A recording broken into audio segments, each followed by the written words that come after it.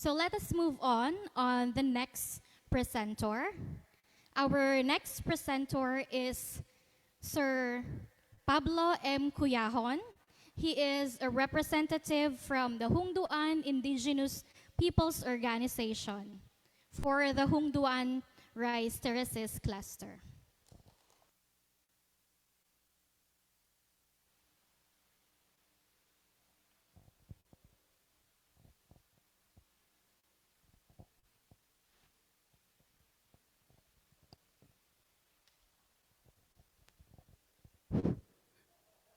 Thank you very much, ma'am. And uh, to the organizers of this summit, especially the Ifugao State University, uh, headed by Dr. Dugyun, and all the partners in this summit. A pleasant morning to all of us. It is a great opportunity and privilege to be with you today in this momentous gathering of all advocates for the protection and conservation and development of the Ifugao rice terraces in the Philippine Cordilleras. And may I take this opportunity to thank the Ifugao State College, Ifugao University, State University, and our partner organizations, public and private, here and abroad. Today is the finale of this summit, and we have learned from our previous speakers the true state and conditions of the Ifugao rice terraces. It is quite dismal and alarming. However, with our joint cooperation and passion to protect and conserve this priceless heritage, we can be victorious and succeed to reach our goals. Conservation of our cultural heritage should have been more achievable today than 100 years back. Advanced technology and knowledge made it more possible to deal with all the challenges on the ground.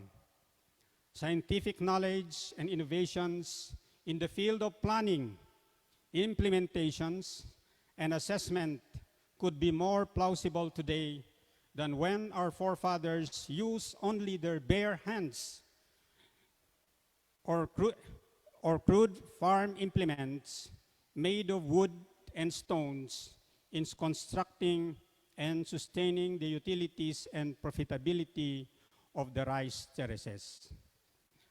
I am here today, and my role is to present to you the future scenario of the Hongduan rice terraces starting today until 2050 as a result of the local stakeholders workshop sometime late last year as follows.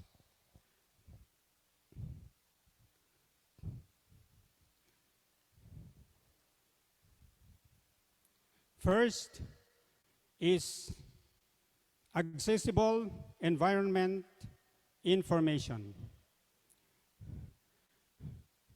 During the stakeholders meeting, they have identified some interventions that could be possibly be done in order for us to achieve our goal until 2050. And one here is Research Center for Indigenous Flora and Fauna with Nursery of Endangered Species. Of course, we are very lucky that there is a campus of the Ifugao State University in our municipality in Hongduan. And we hope that in the future, there will soon be established a nursery and at the same time, a Center for Indigenous Flora and Fauna. This is very important because of the biodiversity loss that is already a problem that we are experiencing now. Second is that local policies must have to be strengthened. specifically on tree planting. Of course, tree planting of local species, tree species. Hunting regulations must be enforced. Watershed protection must also be enforced. Biological invasion, of course, that should be no-no. And that the Ifugao Rice Terraces system, sustainable and management should be properly in place. This is the role of this Sangguniang Bayan and of course the local government unit, even the barangay or the barangay local government units, and of course the provincial government. So perhaps these are the advocacies and these are the what we are going to push in our respective local government unit.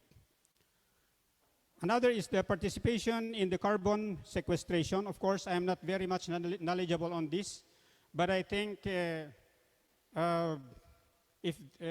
we are talking here of just like there are funds that should be coming in with to help us, of course, most especially in our conservation efforts and in preserving our environment, because we are sustaining and we are maintaining a very diverse forest here in Ifugao. It's actually a mossy forest. It is where many tree species are growing and living. So if we are calling on maybe companies or governments or international organizations that are involved in this carbon sequestration to please assist Ifugao in terms of biodiversity preservation. Mapping and inventory of biodiversity species. Well, it's very important that we should have data on this so that we can be able to assess our biodiversity in the future. Biodiversity of our environment in the future. The second area that we envision to be done within 30 years is the agriculture revitalization. Number one is the mainstreaming of indigenous knowledge systems. I think LGUs, POs, and schools must imbibe on this or must engage in this. If we are really serious in protecting and conserving our rice terraces. Transcend farming opportunities, stereotypes among the new generation. So these are actually transfer of knowledge for our children. Similar to the succeeding statements, integration of IKSP or farming and values in the basic education. For example, what my co-speaker have said, the restorations of eroded riprap in our rice terraces. So we can actually teach our children, even they are in school, how to do riprapping in the terraces, how to do farming in the terraces, if these are seriously being implemented by future leaders of or future rice terraces conservation leaders. There are a lot of agricultural practices that our children must know, and this is one of it. Now, another is the institutionalization of culture, school in basic education. So this is basically in the elementary and high school. Now, culture is very important. Without culture, we don't have any identity. So why should we use this, for example, this bayaong? Because it represents our culture as Ifugao. So our children must learned them in school also. Development of digitized IKSP learning resources. I think this is primarily the function of the academe and schools at the same time, and local government units. Um, Public education on heritage conservation. Well, it's very important to educate the community, most especially.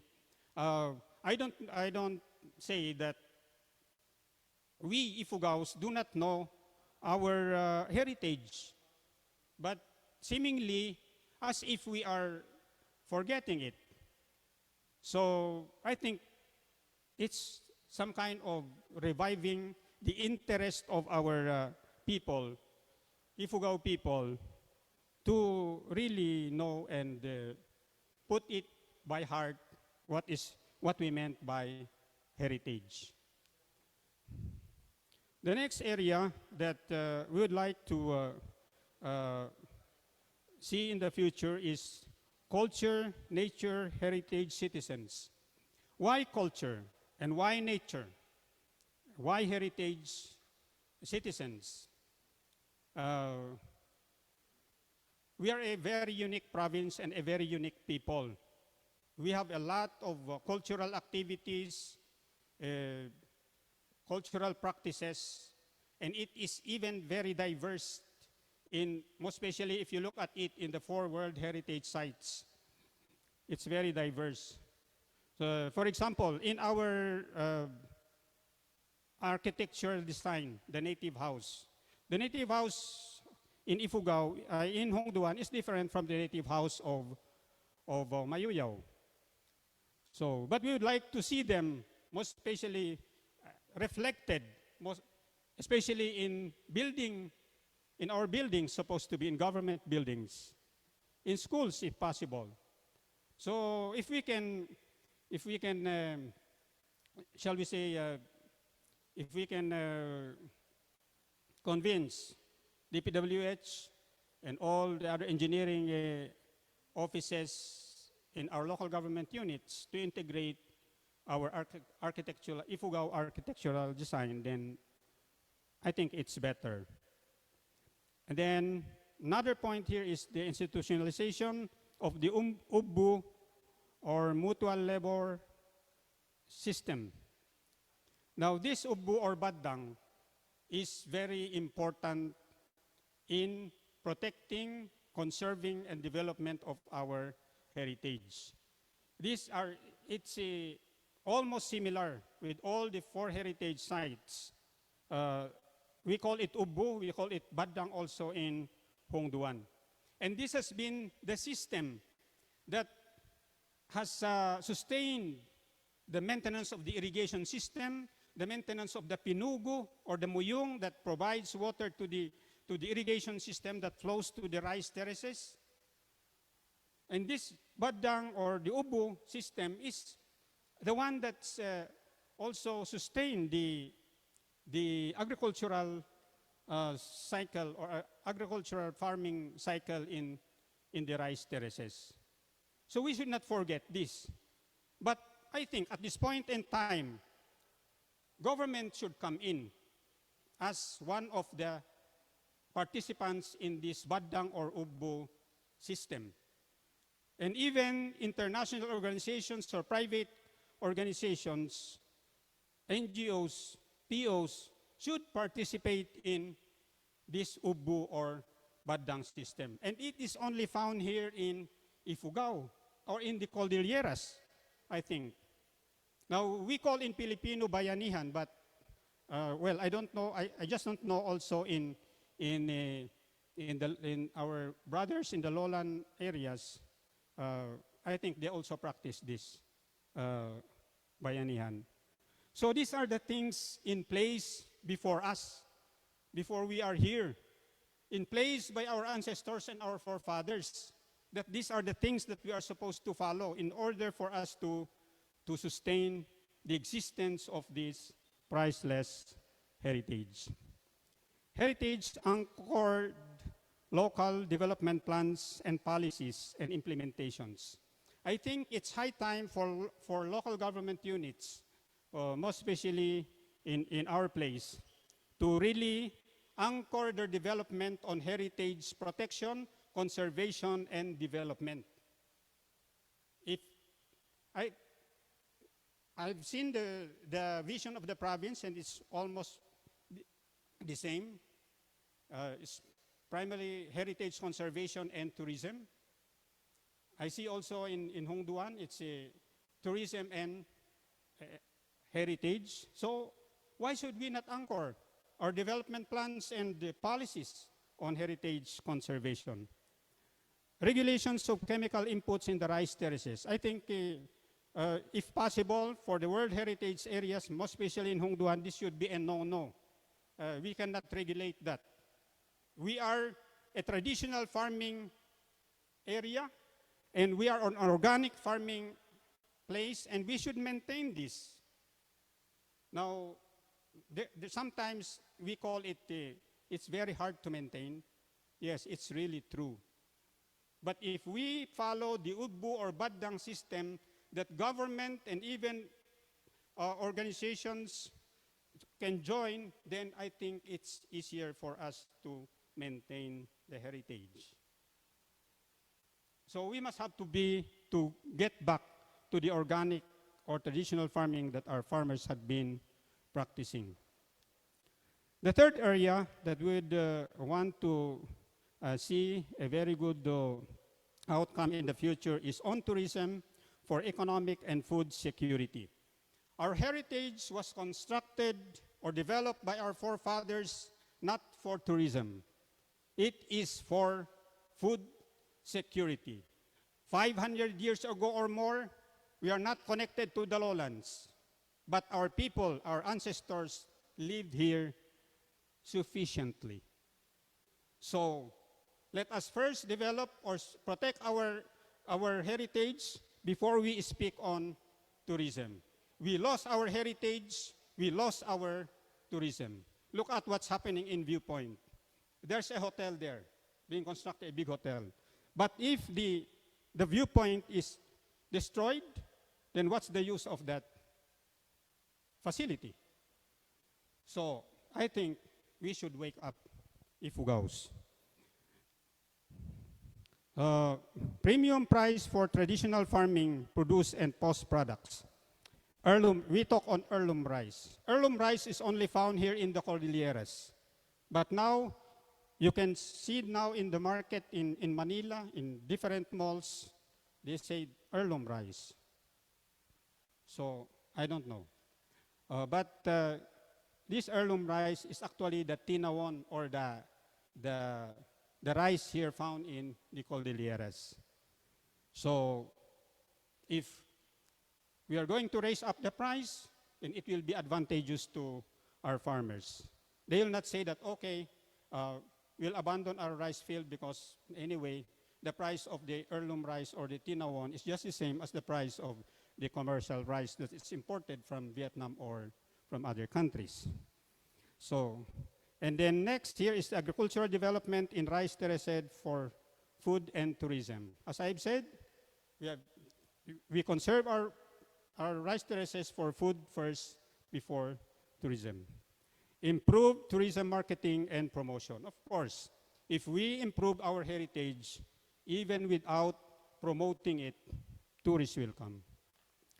So, as a final statement, and as a representative of the indigenous people of Hongduan organization, I'd like to make a final recommendations. One, to strengthen the Ugbu or Badang system. This value of community self-help is the key to rice terraces protection, conservation, and development. Sustain and strengthen partnerships, collaborations with Satayama University and other educational institutions to further research and development and capacity building programs. Third, strengthen and sustain partnerships, collaborations with appropriate line agencies of the national government. Fourth, strengthen and sustain partnerships with international organizations such as UNESCO, UN, FAO, etc., for funding initiatives and resource mobilization. Pursue, enhance, and sustain the Ifugao twinning with Cinque Terre of the Ligurian region of Italy. Government and private sector support is highly enjoined. Establishment of a body or authority in the government charged with the responsibility for the protection, conservation, and management of the Ifugao rice terraces. Let us conserve our rice terraces by following the Baddang and Ubbo system. Thank you very much.